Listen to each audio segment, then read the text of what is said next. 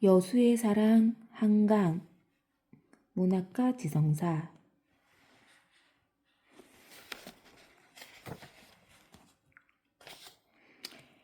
여수 그 앞바다의 녹슨 철선들은 지금도 상처 입은 목소리로 울부짖어 대고 있을 것이다. 여수만의 서늘한 해류는 멍든 솥살 같은 푸릇푸릇한 섬들과 몸섞으며 굽이 돌고 있을 것이다. 저무는 선착장마다 주황빛 알전구들이 밝혀질 것이다. 부두 건물 사이로 검붉은 노을이 불타오르고 것이다. 찝찝한 바닷바람은 격렬하게 우산을 뒤집고 여자들의 치마를 머리카락을 허공으로 솟구치게 할 것이다. 얼마만큼 왔을까? 통곡하는 여자의 눈에서 쉴 새 없이 품어져 나오는 것 같은 빗물이 객실 찻장에 여러 줄기의 빗금을 내리긋고 있었다. 간간히 벼락이 빛났다. 무엇인가를 연달아 부수고 무너뜨리는 듯한 기차 바퀴 소리, 누군가의 가슴을 찢어지고 그것이 영원히 아물지 않을 것 같은 빗소리가 아련한 내성을 삼켰다. 음산한 하늘 아래 나무들은 비바람에 뿌리 뽑히지 않기 위해 안간힘을 쓰고 있었다. 젖은 줄기와 가지가 금방이라도 부러질 듯 휘어졌다. 노랗고 붉게 탈색된 낙엽들이 무수한 불티처럼 바람 부는 방향으로 흩날렸다.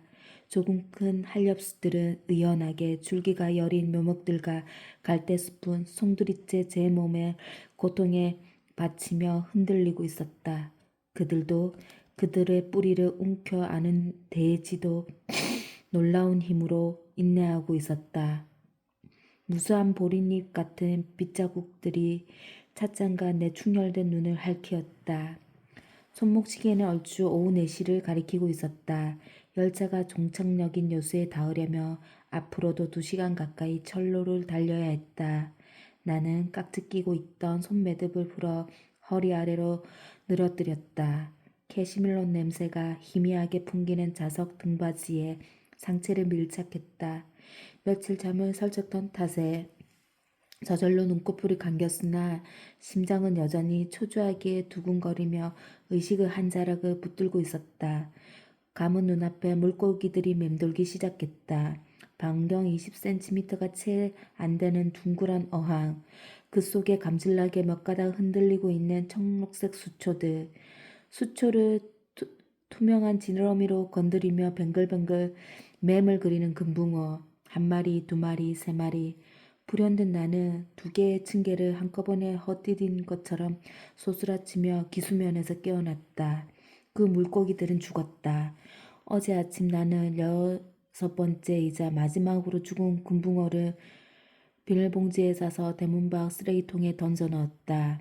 자은이 떠난 뒤에 사흘 동안 그녀의 물고기들은 아침마다 1마리씩 2마리씩 허연 배를 뒤집으며 수면으로 떠올랐다. 자은이 하던 것과 똑같이 정성껏 먹이를 주고 물을 갈아주었지만 나는 그것들의 죽음을 막을 수 없었다. 나는 이제 쓸모없어진 어항의 물을 꿀렁꿀렁 소리를 내며 수첵구멍에 비웠다. 미끈거리는 어항 유리 안쪽을 물비누로 씻고 마른 행주로 물기를 닦아낸 뒤 높다란 선반 위에 엎어 놓았다. 갑작스러운 욕지기가 치밀어 오른 것은 바로 그때였다. 우욱 하는 신음과 함께 타액과 물이 싱크대 험통에 토해졌다. 뱃속에 남은 것들을 마저 개우기 위해 나는 목적 깊이 검지손가락으로 밀어넣었다. 아직 용해내지 않은 파랗고 노란 알약과 캡슐들이 흐물흐물한 위액을 뒤집어 쓴 채 토해져 나왔다. 그 모습을 보는 것만으로 나는 다시 욕지기가 치밀었다.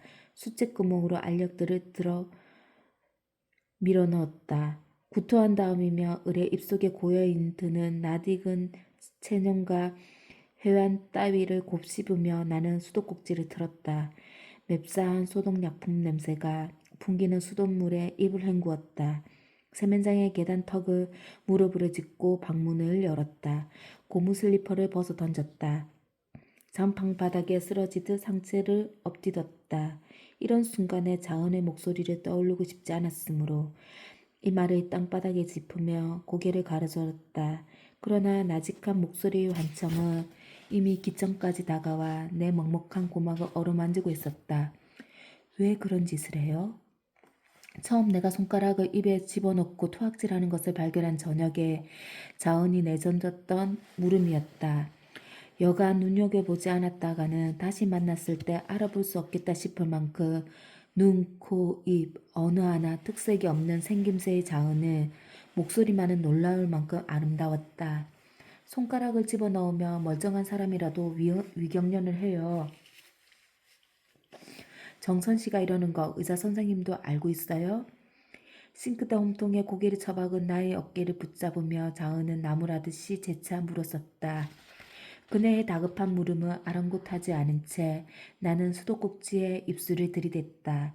이미 깨끗해진 혓바닥과 입 천장을 손가락으로 문지러가며 연거푸 헹구었다. 상관 말아요. 나는 헐떡이며 중얼거렸다. 더러워서 견딜 수가 없다고요. 그날 저녁 나는 언제나처럼 쉴 새 없이 싱크대로 달려가서 손을 씻었었다.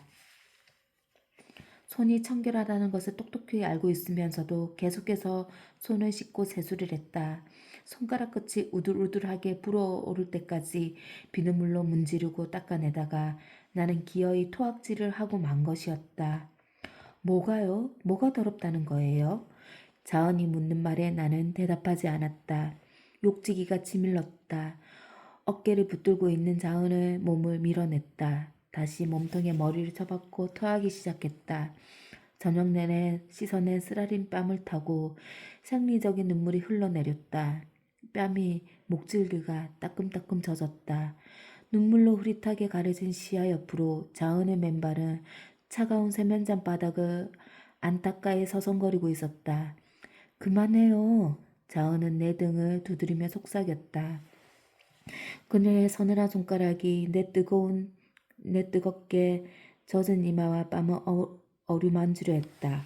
내가 그 손짓을 뿌리치자 자은은 둘 데 없어진 10 손가락들을 가지런히 허공에 펼치며 쓸쓸히 중얼거렸었다. 이젠 괜찮아요. 그만해요. 해질녘에 밀려나가는 썰물처럼 환청은 천천히 귓가에서 잦아들었다. 자취방 유리창 가득 늦가을 오전에 따사로운 햇살이 내비치고 있었다. 장판 바닥에 엎드렸던 몸을 굼벵이처럼 모로누이며 나는 두 눈을 가늘게 떴다.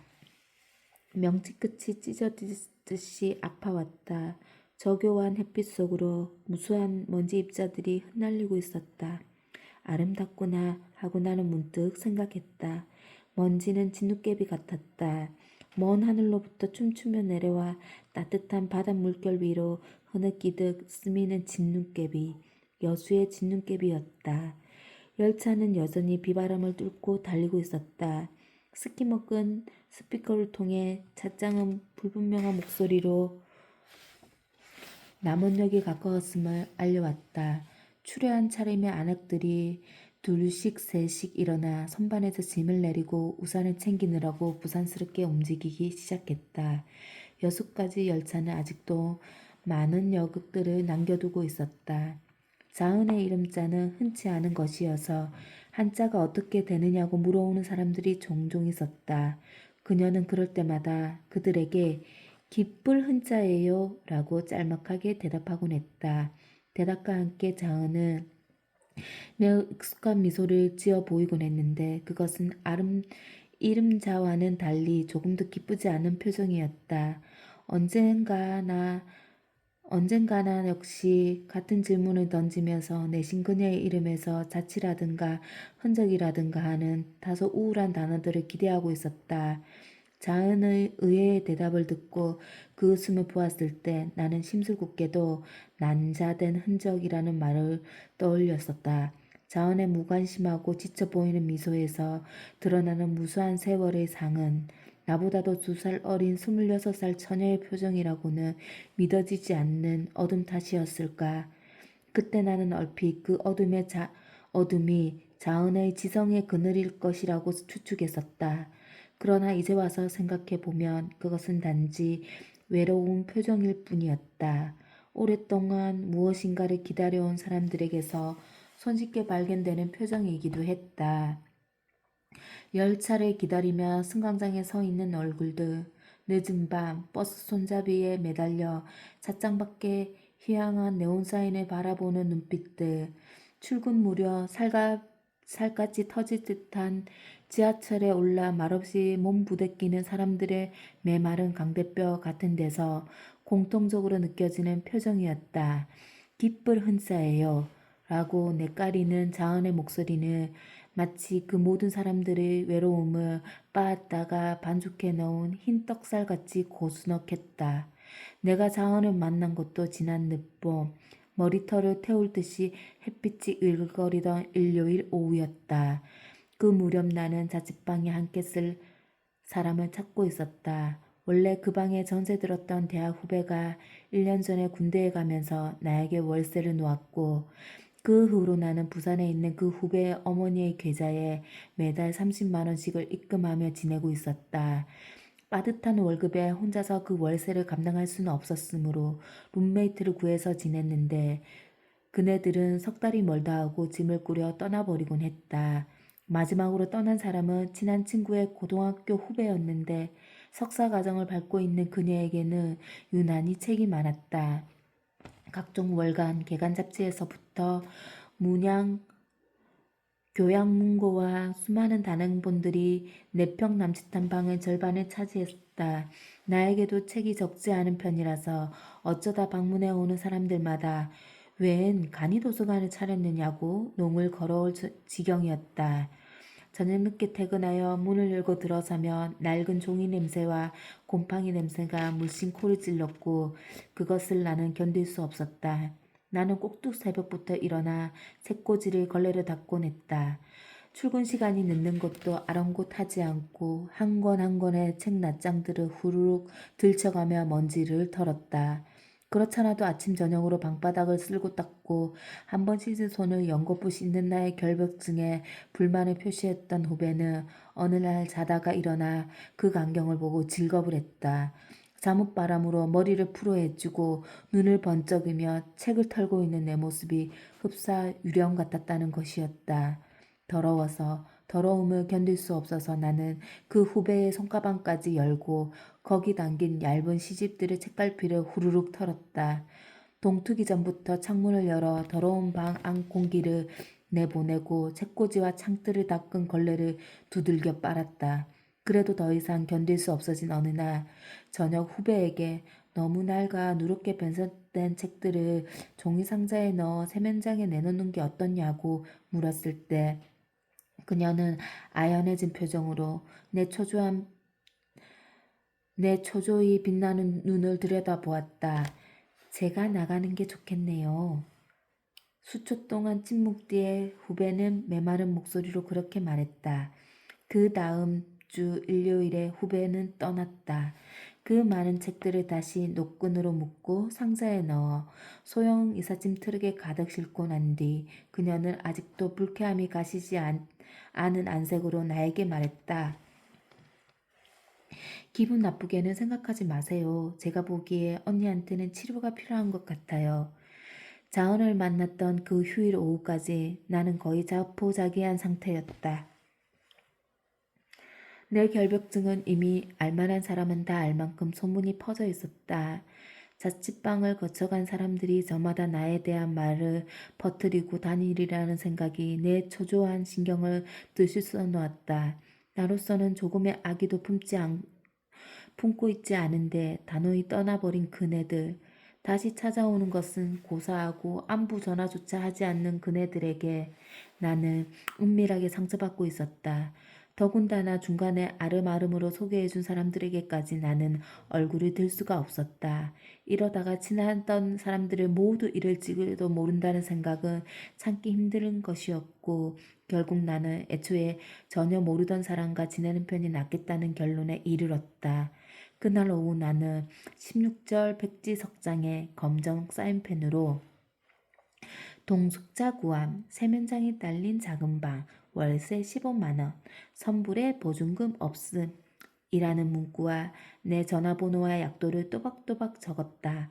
동네가 작으니 석장이면 충분하리라 여겨졌으며 얼마간 기다려보아 희망자가 나타나지 않으며 지역신문에 광고를 낼 생각이었다. 그 어설픈 광고지들과 풀통을 들고 대문 밖으로 나섰을 때 인적 없는 골목에는 하우의 강렬한 햇빛이 내리꽂히고 있었다. 어느 집에선가 빨래 쌓는 냄새가 나고 있었다. 골목 끝 연립주택 놀이터에서 어린아이들이 뛰노는 소리가 아스라하게 들려왔다. 가장 먼저 눈에 띈 전봇대에 광고지를 붙였을 때 나는 누군가가 지켜보고 있는 것 같은 느낌에 흙이 뒤를 돌아보았다. 3미터쯤 떨어진 단독주택의 문간에 낯선 여자가 혼자 서서 이편을 바라보고 있었다. 여자의 반려판은 큼직한 여행 가방 2개가 놓여 있었고 한 손에는 조잡한 기아 무늬의 보자기로 싼 큼직한 보퉁이가 들려 있었다. 골목에 아무도 없을 줄만 알았던 나는 다소 놀랐다. 저렇게 주저리 짐까지 싸들고 있는 사람을 못 보고 지나쳤구나 하고 생각하며 골목을 걸어 내려가다가 문득 무엇인가가 목덜미를 잡아끄는 느낌에 다시 고개를 돌렸다. 여자는 더 이상 나를 지켜보고 있지 않았다. 보통이를 겨드랑이에 끼고 2 가방을 양손에 든 채 간신히 몇 발짝을 햇빛 가운데로 옮겨 놓는가 싶더니 다시 짐들을 흙바닥에 팽개쳐 놓았다.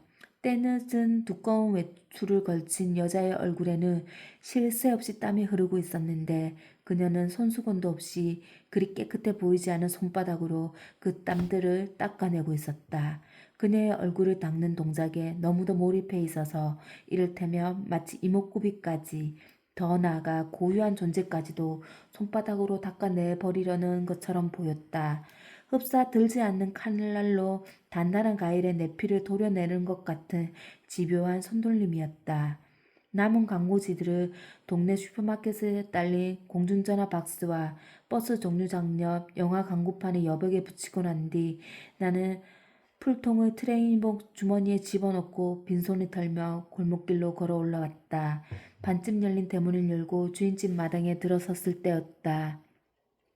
툇마루에 앉아 고구마 순을 다듬고 있던 주인집 할머니가 고개를 치어들며 나에게 대뜸 물었다. 아가씨가 무슨 광고를 붙였어?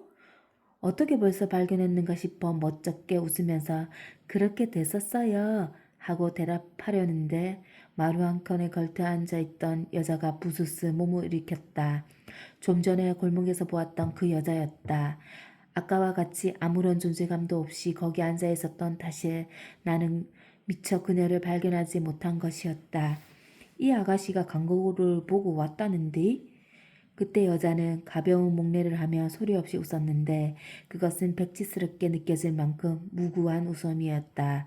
가까이서 본 여자의 땀에 젖은 긴 머리카락은 몹시 헝클어져 있었다.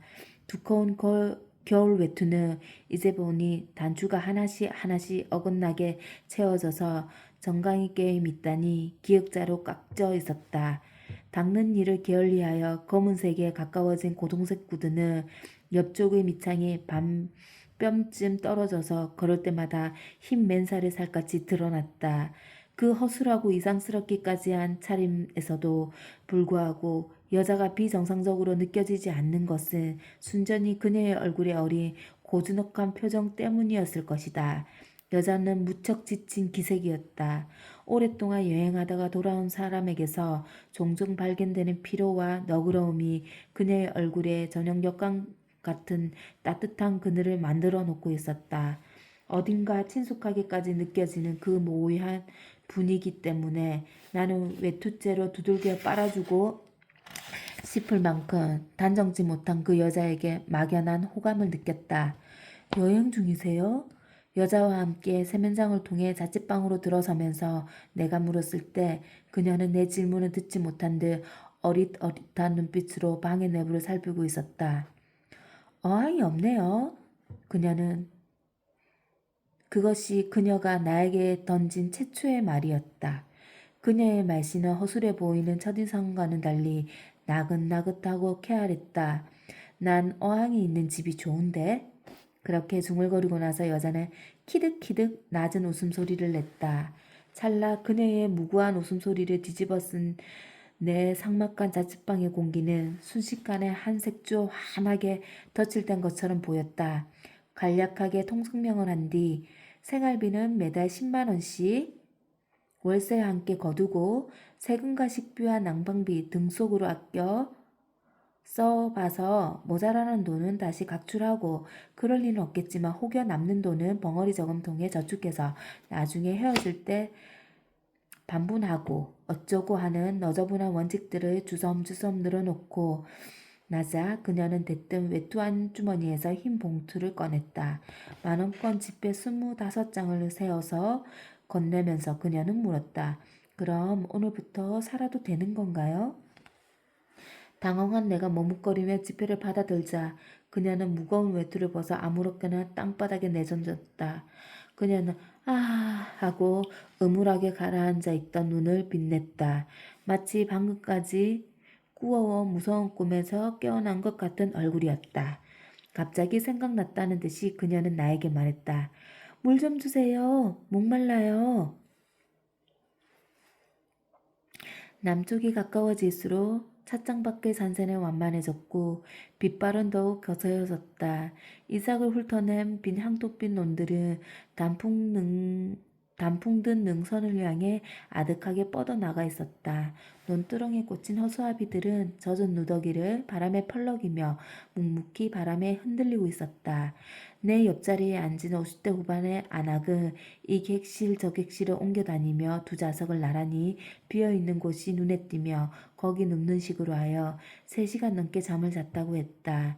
누운 곳마다 자리 주인들이 비켜줄 것을 요구하는 바람에 아무 데에서도 잠들 곳이 없어진 뒤에야 안악은 비로소 자신의 자리를 찾아든 것이었다. 여태 난 편안히 잤어. 아가씨도 나 없는 새에 누워서 한숨 붙이지 그랬어. 웃음을 한 박 머금으며 사랑스럽게 말하던 안악은 잠깐 사이에 다시 깊은 잠에 빠져들었다. 무슨 hun명을 꾸는지 이따금 하는 신음소리를 입가에 흘리면서도 안악은 잠에서 깨어나지 않았다. 잠든 안악의 얼굴에는 평생의 슬픔 같은 고량과 잔주름들이 깊숙이 패여 있었고 회색한 잿빛 블라우스 소매 끝으로 꼬깃꼬깃한 흰 내복이 낼름 혀를 내밀고 있었다. 지난번 약은 먹으면 오히려 구역질이 났어요. 어항을 비우고 토악질하고 온 난 어제 오후였다. 위 경련에 뒤따르는 안두통 때문에 오른쪽 눈두덩을 검지손가락으로 짓누르며 내가 의사에게 말했을 때 50대 후반의 의사는 때이른 저승꽃이 돋기 시작한 민둥머리를 들어 올리며 입꼬리에 단정한 미소를 지었었다. 약을 먹고 구역질을 하면 곤란하지요. 약한 걸로 해드리지요. 의사의 볼면이 갱지 위를 달리기 시작했다. 거기 나를 위한 처방이 적히고 있었다. 내 고질적인 통증을 일시적으로나마 구해줄 묘방이 그 쪽지 안에 있었다.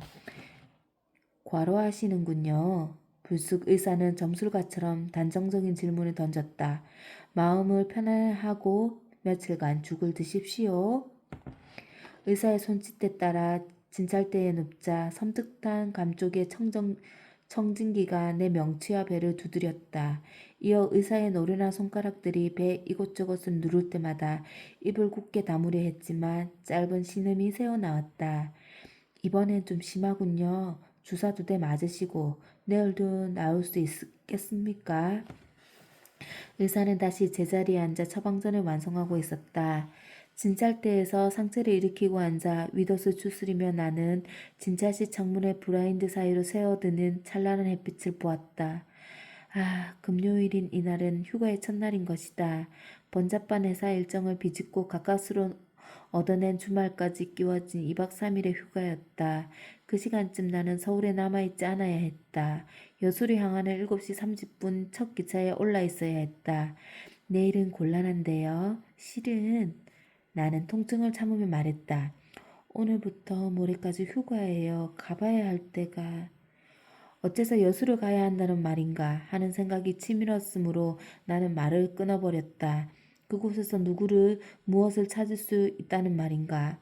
아, 그렇다면 경과를 봐서 원료를 어서 해요. 약은 3일분 지어드리지요.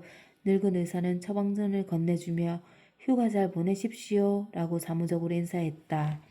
벌써 3년 넘게 단골이어서 나의 내장과 머릿속을 훤히 들여다보고 있는 의사였다. 처음 이 병원을 찾았을 때 나는 고통과 공포에 지질려 있었다.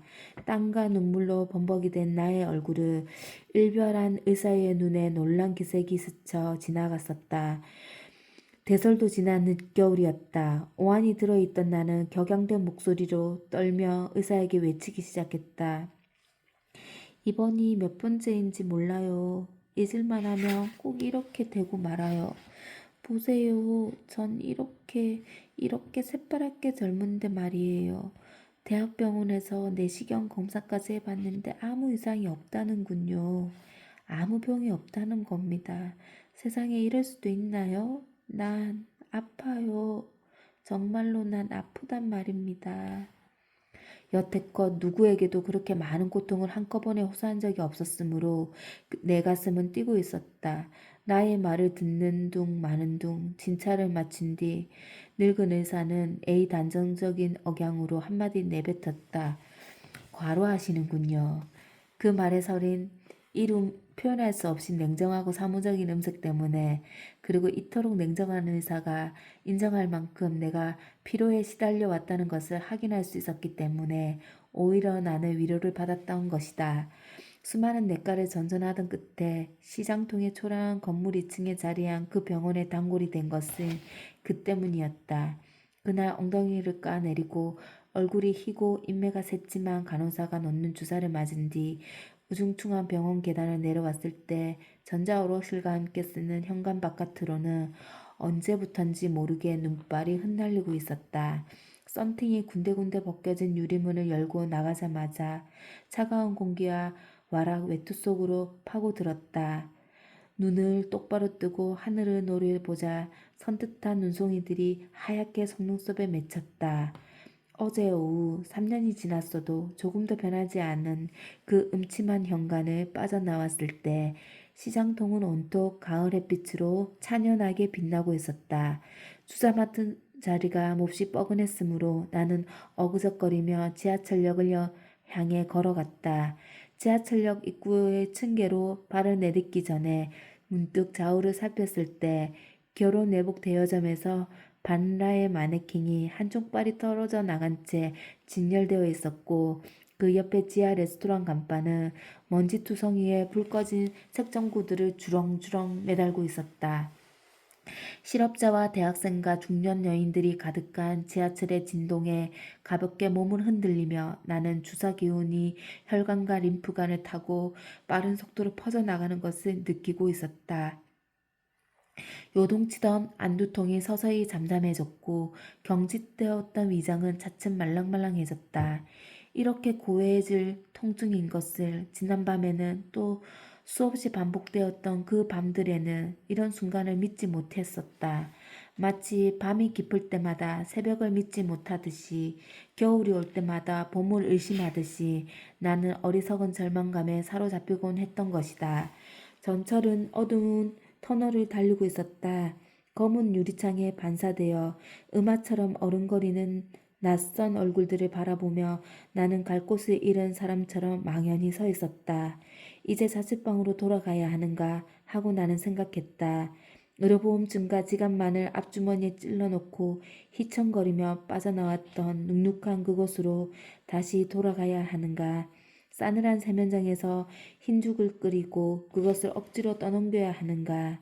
시간마다 내복약을 챙겨 입속에 털어넣어야 하는가. 과연 나는 내일 여수로 갈 수 있을까? 이제 20년도 더 지나버린 그곳으로 정말 갈 생각이었던가?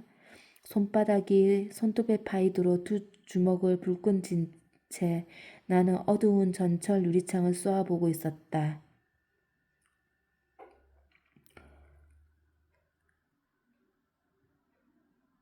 자음과 나의 생활은 한마디로 물과 기름과 같은 것이었다. 언젠가 우리들의 자취방을 찾았던 선배 하나는 두 사람이 꼭 자매처럼 닮았구나 라고 말했는데 그것은 순전히 우리 두 사람이 오직 한 가지 공통점을 지니고 있는 필요한 기색 때문이었을 것이다. 내가 자은에게서 가장 참을 수 없었던 것은 그녀가 돈을 대하는 태도였다.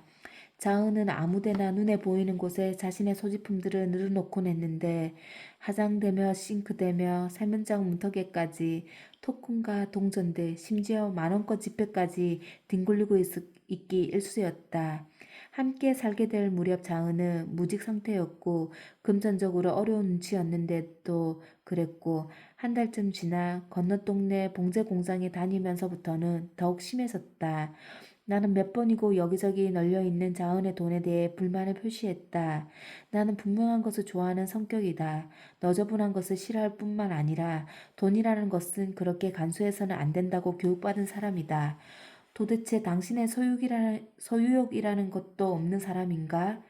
하고 당부하고 애원하고 따지다시피 했지만 그때마다 자은은 미소를 지으며 고개를 연씩 끄덕이기만 했을 뿐 조금도 달라지는 기색이 없었다. 그뿐만이 아니었다.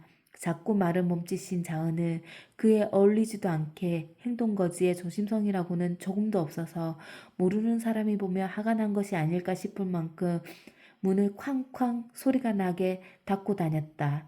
처음 그녀가 밥을 푼 뒤 부서뜨리는 듯한 소리를 내며 전기밥솥 뚜껑을 닫는 것을 보았을 때는 어쩌면 자기 물건이 아니라고 저렇게 함부로 다루는가 하는 생각마저 들었을 정도였다. 그러나 그 모든 행동들이 자은의 악이 없고 무원칙한 성격에서 비롯한 것이라는 것을 아는 데에는 많은 시간이 걸리지 않았다. 심지어 자은은 자신의 몸조차 함부로 다루었다. 옷을 갈아입을 때 보며 얻어맞은 사람처럼 몸 여기저기에 푸릇푸릇한 멍이 들어있기 일쑤였고 공장에서도 바늘에 곧잘 손이 찔리는지 검지와 엄지손가락에서 소형 밴드가 떠나는 날이 없었다. 주말 같은 때에 시장에 같이 다니다 보며 자은은 유난히 사람들과 어깨를 잘 부딪혔다. 유르면이 없는 줄 알고 심상하게 지나쳐 가려다가 이마와 무릎을 찢곤 했고 뒤에서 다가오는 승용차나 오토바이의 엔진 소리를 듣지 못하고 골똘히 생각에 잠겨있곤 해서 내 가슴을 서늘하게 만들었다. 자은과 함께 걸을 때면 나는 어린아이를 동반한 사람처럼 그녀가 행여 차에 치이지는 않았는지 무엇에 걸려 넘어지지는 않는지를 살피느라 한시도 방심할 수가 없었다. 그러나 막상 당사자인 자은은 마치 알지 못하는 무슨 거대한 뒷팀의 보호라도 받고 있느냐 태평하고도 무심하게 거리를 활보하곤 했다. 그렇게 모든 것을 생각 없이 다루는 자은이 유일하게 소중히 여기던 것은 물고기들이었다. 함께 살게 된 지 사흘이 되던 날 저녁 늦게 퇴근한 나를 반기며 자은은 어항을 가리켰다. 손끝만한 어린 금붕어들이 한가롭게 유영하고 있는 물속을 들여다보며 자은은 나지막하게 웃으며 물었다. 보기 좋지요? 떨어진 치마 안단을 스카치 테이프로 봉하고 다닐 만큼 무신경하던 그녀는 물고기들에게는 이루 말할 수 없는 정성을 퍼부었다. 하루 두 번씩 듬뿍 먹이를 주고 이틀에 한 번씩 깨끗한 물을 갈아주었다. 사료가 떨어지면 늦은 밤이라도 시장을 헤매어 커다란 봉지째 한아름 사들고 돌아오곤 했다. 먹다 남은 식빵이나 다 먹은 카스테라, 종이에 붙은 빵가루는 언제나 물고기들의 몫이었다. 행에 조금이라도 붙어있을까 카스테라 종이가 찢어지도록 꼼꼼히 떼고 긁어낸 빵가루들을 수면에 뿌린 뒤 자은은 분주히 먹이를 삼키는 물고기들을 하염없이 바라보곤 있곤 했다. 언제였던가 그러고 있다가 그녀는 나에게 혼잣말로 중얼거렸다. 세상에 있는 모든 물은 바다로 흘러가고 그 바다는 여수 앞바다하고 섞여 있어요. 자은은 내 고향이 여수라는 것을 알자 우울한 얼굴에 한이에 찬 경련이 일어날 만큼 반가움을 표시했었다. 그녀는 틈만 나면 나와 함께 여수에 대한 이야기를 주고받고 싶어 했다. 난 그곳을 좋아하지 않아요. 그곳에 대한 얘기도 마찬가지예요. 나는 그녀에게 여러 차례 그렇게 못 박아 두었으나 자은은 귀 기울여 듣지 않았다.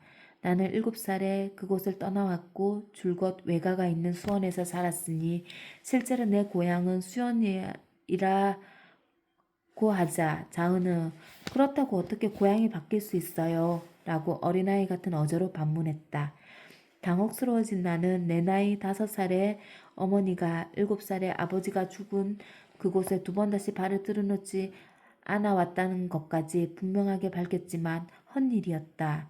시시때때로 자은은 기름한 한 흰자위 가운데 맺힌 유난히 새까만 눈동자를 반짝이며 목소리를 높여 제잘거리곤 했다.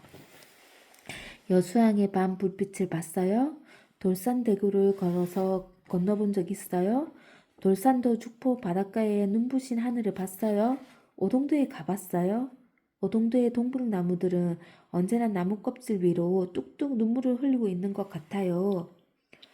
어느 날 내가 꼬막 한 접시에 붉은 양념을 해 밥상에 올렸을 때 그녀는 숟가락을 들다 말고 느닷없이 어깨를 떨며 오열을 터뜨렸었다.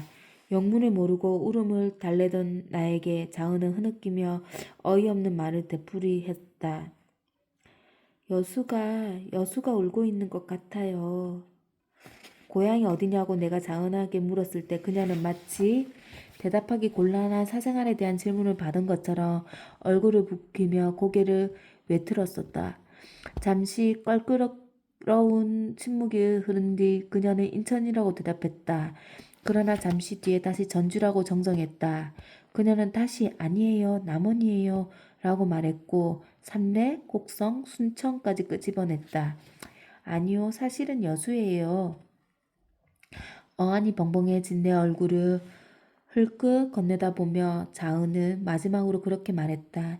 내가 반신반의한 말투로 그러면 여수 어디에 살았느냐고 묻자 자은은 더욱 당황스러워하는 얼굴로 말을 더듬었다. 잘 몰라요. 워낙 어릴 때 떠나와서요.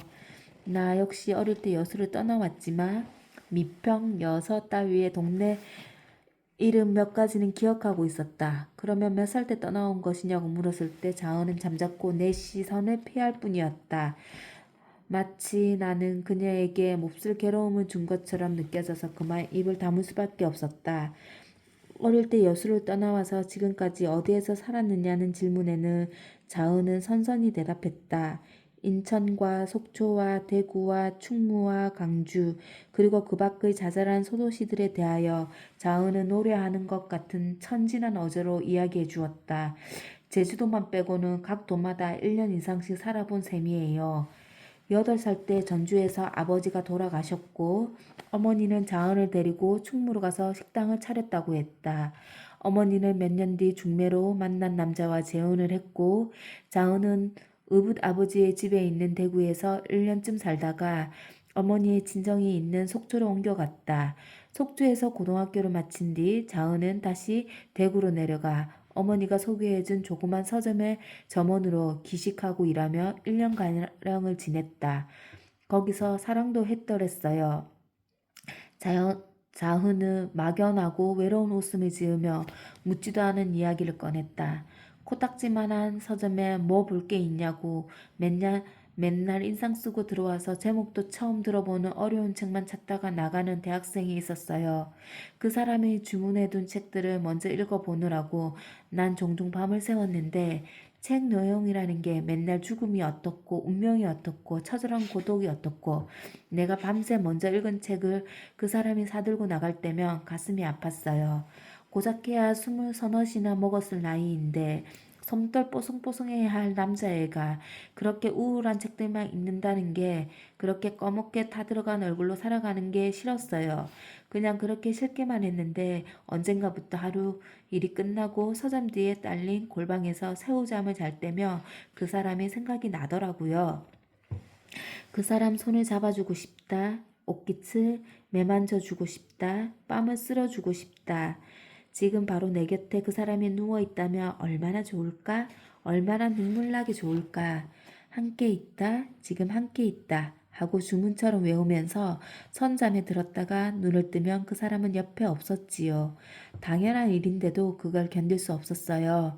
단 한순간이라도 그 사람이 보고 싶어서 한마디라도 목소리를 듣고 싶어서 나는 불을 켜고 서가를 서성거렸어요. 아무 책이라도 붙들고 눈에 들어오지도 않는 할자들을 읽고 또 읽고 그러다가 겨우 잠들어 새벽에 일어나 보며 베갯빛이 온통 젖어 있었어요. 그러던 어느 날 밤 자은은 마침내 그 대학생이 책을 사러 오며 어떻게든 자신의 마음을 전해야겠다는 결심까지 하게 되었다고 했다. 헌데 그로부터 며칠 뒤 자은이 일하는 서점을 찾아온 대학생 옆에는 처음 보는 젊은 여자가 서 있었다고 했다. 대학생은 평소처럼 우울한 표정을 짓고 있지 않았다고 했다. 몹시 허둥지둥하고 말을 더듬고 여자가 불쑥불쑥 뜻없는 말을 내던질 때마다 어쩔 줄을 몰라 했다는 것이었다. 자은의 표현에 따르며 여자는 인형처럼 예쁘기는 했지만 단지 그뿐이었다고 했다. 대학생은 어렵사리 책 한 권을 골라서는 표지 다음 장에 정성 들여 서명을 한 뒤 여자에게 건넸는데 그것은 그 무렵 새로 번역되어 나온 영미연의 시선집이었다. 대학생과 여자가 나간 뒤로 한 권 더 남아있던 책을 읽으며 자은은 눈물을 흘렸다고 했다. 그 책의 첫 구절은 아직도 기억이 나요. 사랑이여, 그대는 내 영혼이 애타게 갈망하는 모든 것. 자은은 희미하게 눈자위를 빛내며 소리를 죽여 웃었다. 내가 바보 같은가요? 며칠 뒤 짐을 싸들고 그 서점을 나온 자은은 창원에 있는 조그만 무역회사의 격리직으로 들어가 일했고 그 회사가 부도 때문에 문을 닫은 뒤로는 이곳저곳을 옮겨 다니며 그달 벌어 그달 쓰는 생활을 해왔다고 했다. 어린 시절부터 떠돌아다니는 것이 몸에 배어서인지 1년쯤 한 곳에 있으면 떠나고 싶어지곤 해서 어찌어찌 전국을 누비다가 서울에까지 입성하게 되었다는 것이었다. 2개의 여행 가방과 계절이 지난 옷, 보통이 그리고 얼마 전까지 묵었던 천안에서 마지막으로 받은 상여금과 월급이 자은의 재산 전부였다. 그것들을 들고 그녀는 이 서울 변두리 동네까지 찾아든 것이었다. 제가 살아본 도시들 중에는 서울이 제일 정머리 없어요. 긴 이야기를 마친 자은은 지독한 여독에 찌들린 것 같은 얼굴을 하고 그렇게 내까렸다. 오래 못 있을 것 같아요. 자은의 마지막 독백을 들으며 나는 어렴풋한 사실을 깨달았다. 그녀에게는 미래가 없는 것이었다. 무엇이 젊은 그녀에게서 미래를 지어버린 것인지 아무런 희망도 없이 이 도시에서 저 도시로 옮겨 다니게 하는 것인지 나는 알 수 없었다. 내가 알 수 있는 것은 자은이 지쳤다는 것. 20년이 아니라 1000년이나 2000년쯤 온 세상을 떠돌아다닌 사람처럼 외로워하고 있다는 것뿐이었다. 다만 신기한 것은 때때로 자은의 얼굴에 떠오르는 웃음이었다. 모든 것에 지쳤으나 결코 모든 것을 버리지 않은 것 같은 무구하고도 빛나는 웃음이 순간순간 거짓말처럼 그녀의 어둠을 지워내 버리곤 했다. 그런 자은을 보면서 나는 종종 어떻게 사람이 저토록 희망 없이 세상을 긍정할 수 있는 것일까 하는 생각에 의아해지곤 했던 것이었다. 이를테면 자은과 나란히 앉아서 9시 뉴스를 볼 때면 나는 언제나 나도 모르게 한마디씩 개자식들, 미친놈들이라고 내뱉곤 했는데 그때마다 자은은 키득키득 웃으며 즉흥적인 곡조를 흥얼거렸다. 개자식들, 개자식들, 개자식들. 자은은 내가 방금 뱉은 욕짓거리가 아름다운 가사에 있냐 세면장과 방을 들락날락하며 노래를 불렀다. 그 노래는 그녀가 나를 놀리려 한다고 생각될 만큼 끈질기게 계속되곤 해서 한반은 참다 못해 그만해둬요 라고 말하려고 자은을 돌아본 적이 있었다. 그러나 뜻밖에도 자은의 얼굴에는 웃음기가 없었다. 오히려 그 얼굴에는 견고한 평화가 어른거리는 것처럼 보였다. 개자식들, 나쁜 놈들, 더러운 놈들. 따위의 가사에 붙여진 곡조는 어린아이를 잠재우는 자장가처럼 부드럽고 따스했다. 그때 나는 도대체 이 여자가 누구인지 무슨 생각으로 사는 사람인지 이 사람을 비난해야 하는 것인지 어쩐지를 알 수 없어 막연히 자연 얼굴을 바라다 보고만 있었다. 언제나 그런 시기였다. 내가 위경련을 일으키는 것을 처음 본 자은은 언니처럼 마치 어머니처럼 나를 반드시 눕혀놓고 배를 쓰다듬어 주었다. 자은의 손바닥은 따스했고 실증 내지 않고 계속해서 나의 배를 문지르는 손길에는 안타까움과 정성이 가득했다. 그녀는 내 흐트러진 머리카락을 쓸어서 깃바퀴 뒤로 넘겨주며 말했다. 의사 선생님이 뭐래요? 지병 같은 거 갖고 살기에 정선 씨는 너무 아직 젊은 것 같아요. 자원은 얼마 안 있어. 내가 이제 그만 됐어요. 괜찮아졌어요. 라고 말하자 뛸 듯이 기뻐함을 외쳤다. 내 약손이 효력이 있네. 그럼 잠깐 눈을 붙여봐요. 반복되는 고통스러운 밤을 위해 나는 책상 서랍 옆에 속에 일정량의 신경 안정제를 넣어두고 있었다. 옆에 누운 자은이 잠들기를 기다려 나는 몸을 일으켰다. 단골 내과 의사가 처방해준 파랗고 노란 내복약보다도 잘 듣는 조그만 알약들을 한꺼번에 삼키며 나는 오한된 사람처럼 어깨와 고개를 덜덜 떨고 있었다. 어쩌자고 이렇게까지 되었을까 하고 생각하며 물잔을 책상 위에 올려놓고 이불 속으로 들어갔을 때 새벽 어둠 속에서 자은은 고요한 숨소리를 규칙적으로 내쉬고 있었다. 다 큰 어른이 이렇게 순식간에 곤히 잠들 수 있다는 것이 신기할 만큼 자은의 자는 얼굴은 평화로웠다. 마치 세상의 모든 고통과 희한들이 그녀의 천진한 영혼과 함께 잠든 것 같은 모습이었다. 페이지 35. 페이지 36. 그 얼굴은 나는 그 후로도 종종 보았다. 자은은 이불을 펴고 누우며 내가 형광등을 끄기도 전에 이미 잠들어 있곤 했다. 언젠가 그녀는 나에게 의기양양한 목소리로 말했었다. 난 어디에서든 머리만 바닥에 닿으면 잘 수 있어요. 그러나 새벽이 되어 자명종 시계가 울리고 창문으로 희뿌염한 빛이 스며들 때면 자은은 두 눈을 지끈 감은 채 식은땀을 흘리며 누워 있었다. 내가 출근 준비를 하려고 불을 켜고 세면장을 들락거리기 시작하며 자은은 상체를 반쯤 일으킨 채 눈을 감고 있었다. 헝클어진 머리카락이 흩어져 내려 절반쯤 가려진 자은의 얼굴은 핏기가 없는 데다가 입가와 뺨에 온통 하얗게 버짐이 피어 흡사 분가루를 뒤집어 쓴 강대 인형 같았다. 그렇게 수분 동안 어깨를 늘어뜨리고 앉아있던 자은은 가까스로 팔을 뻗어 안전병이 책상에 놓인 녹음기의 재생 단추를 눌렀다.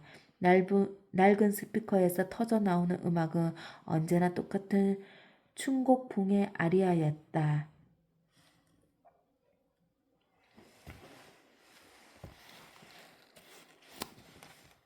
여기까지 한 절반 정도 읽었고요. 이 소설의 모든 내용이나 줄거리 주제는 다 이 앞부분에서 전개가 다 되었던 것 같아요. 저는 이 소설을 줄거리를 알고, 이제 줄거리만 대충 알고 소설을 읽었는데, 읽으면서, 어, 그 어떤 대목에서 가슴이 뭉클함을 느꼈는데, 거기서 굉장히 인간에 대한 외로움, 그리고 삶이 피곤하고 힘든 거, 누구나 시간 차이가 있겠지만, 어렸을 적 상처를 극복하는 과정은 혼자로서 안 되는구나. 인간과 인간, 타인과 타인, 1대1의 누군가를 통해서 상처는 치유가 되고, 그리고 내 안에 들어있던 누군가를 용서를 하고 내려놓고 그렇게 삶에 대한 해악과 고찰을 느낄 수 있었어요. 그래서 우리가 저마다 맞닥뜨리는 불행에서 누군가는 쉽게 잊어버리지만 또 어떤 이는 거기서 굉장한 상처를 받으면서 괴로워하잖아요. 이게 사람마다 다 차이가 있다는 거. 그리고 결국은 아프지만 사랑으로 다 치유가 될 수 있다. 이런 거를 느꼈어요. 근데 좀 먹먹하더라고, 다 읽고 나니까. 그리고 자은과 정선의 그 이후에 삶도 좀 궁금해지기도 했었고요. 예, 이 여수의 사랑 2가 나온다면 또 어떤 내용으로 전개가 될까? 아, 그것도 좀 호기심이 생기는 부분이긴 해요. 아무튼 이렇게 글을 읽었습니다. 대단하신 작가님인 것 같아요.